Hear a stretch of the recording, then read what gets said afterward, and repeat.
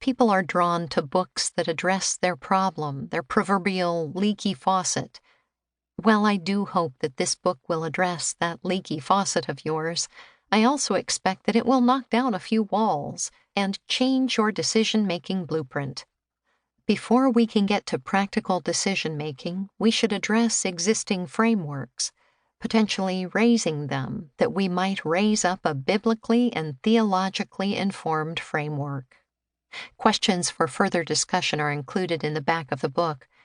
Whether you are working through this book alone, with a mentor, or with a group of trusted friends, these questions are intended to help you reflect upon, synthesize, and apply the principles we will learn. In chapters 1 and 2, we will explore God's design in creating human beings as decision makers. We will learn the great responsibility and privilege entrusted to us as we sift through what choices and consequences mean in light of the cross.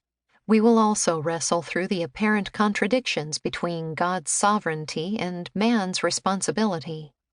Most significantly, we will stand at the foot of the cross to be reminded that God views us through the faithful decisions of Christ, even amid our failures and shortcomings. In chapters 3 and 4, we will unpack various concepts of God's will and discover the distinction between His hidden will and His revealed will.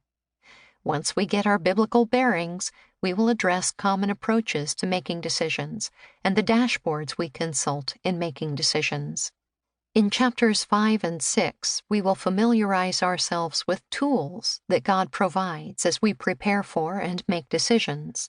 Finally, in chapter 7, we will address the regret, fear, and pride that often await us after decisions have been made.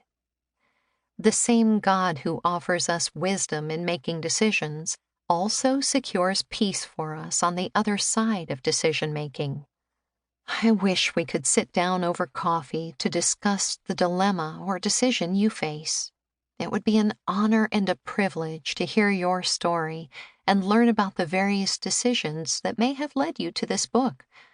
Alas, by its limited nature, a book on decision-making in general may fail to address the holy particularity of the soul in need, as Douglas Steere calls it. However, I have been expectantly praying that God would use this little book as a pointer to Christ, the one who meets the needs of His creation with His abundant wisdom and love. I am asking that the same Lord who brings order out of chaos might begin to part the clouds that confuse the decision-making process. I have confidence that the clarity of His word and the absolute nature of His character will demystify the process and lead you into the freedom and privilege of making decisions as His image bearers on this earth.